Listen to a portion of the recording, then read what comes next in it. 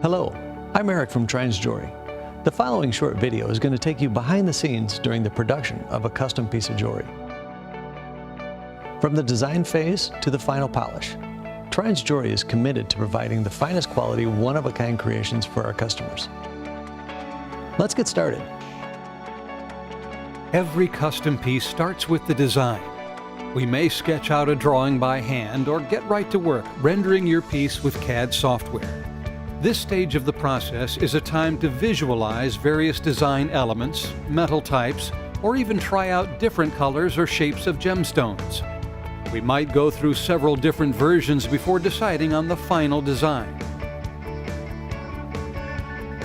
This piece is a 14-karat white gold halo-style engagement ring featuring a 1-carat center diamond surrounded by 40 smaller diamonds totaling over 3/4 carats. The experienced designers at Trines Jewelry will work one-on-one with you to discover the piece you're wishing to create. Whatever your design, we take pride in using the highest standards when selecting the gemstones and materials that will be used in its creation. Once you've signed off on the design, the next step is to create a wax model of the piece. For this project, we are growing the wax in a state-of-the-art 3D printer. The printer builds the wax layer by layer, perfectly replicating all the detail of the CAD design in the precise dimensions. The models can also be cut using a computer-controlled lathe or even painstakingly crafted by hand. The wax is when we begin to see the design take shape in physical form, but we still have a long way to go. With the wax completed, we will now use it to make an investment mold that will be used in the casting process. To create the investment mold, the wax is first attached to a rubber base with a cone-shaped pedestal in the center. This shape will create a funnel in the mold for the molten gold to flow through during casting. This is called the sprue.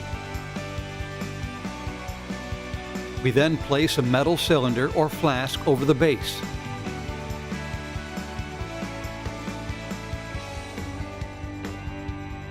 Investment compound must be carefully mixed with the correct amount of water before it can be poured into the flask. When fully blended together, the end result is a plaster-like substance which will form the basis of our mold. A vacuum machine is used to remove all the air from the investment. Air bubbles left in the investment can lead to tiny defects in the metal casting.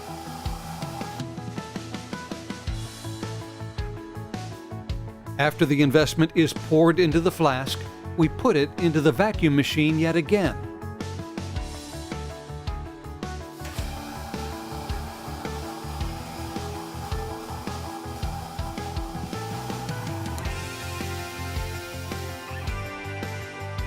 Once we're sure that all the air has been drawn out, we allow the investment to dry.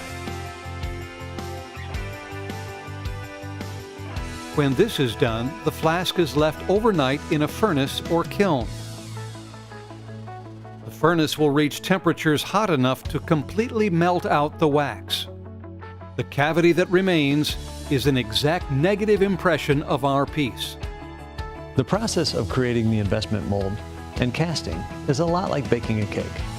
All of the ingredients, temperatures, and timings must be correct, or the entire process, all the way back to the creation of the wax, must be restarted from scratch. Great care must be taken during every step. We can now remove the flask from the furnace and place it into the casting machine.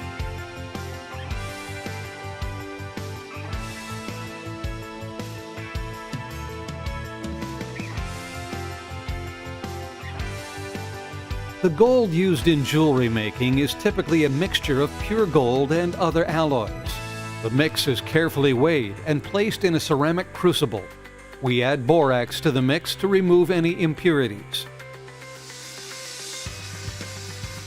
A torch is used to melt the gold.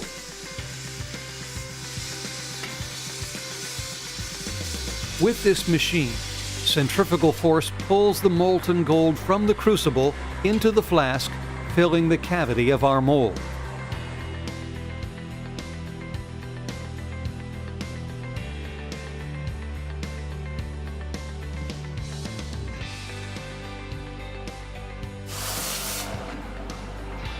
After the gold has cooled, we can remove the rough casting of our piece from the investment.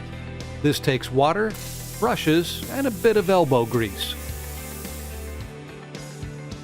With the rough casting complete, our piece is now moving closer to its destination. Now it's off to the jeweler's bench and the polishing wheel to complete the project. At the jeweler's bench, we remove the sprue and clean up the rough casting. Using small polish wheels, we even out the metal surface and remove any scratches or imperfections.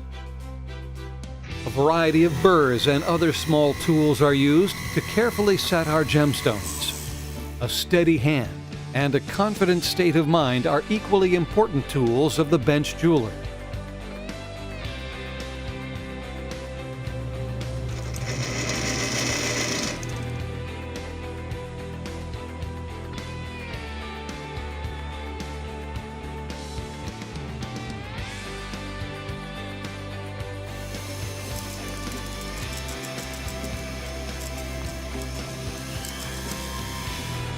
For the final polish, we use a polishing machine.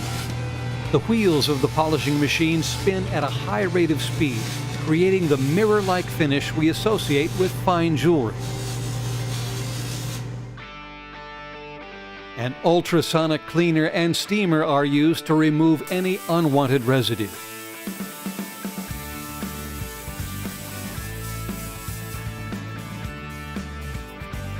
Since our piece is white gold, as a final step, we will plate the surface with rhodium, a white alloy. This will give a bright white finish to the metal that matches the brilliance of the diamonds. Our custom piece is finally complete and looks absolutely beautiful. It's ready to be worn and loved for years to come. Creating a custom piece of jewelry requires a lot of specialized equipment and knowledge, but the most important skill of all is experience. At Trine's Jewelry, we've been handcrafting custom jewelry from scratch for over 50 years. We hope you enjoyed this brief look at one of the most rewarding and inspiring parts of the work we do. We invite you to come in and discuss how we can design and create your very own unique masterpiece.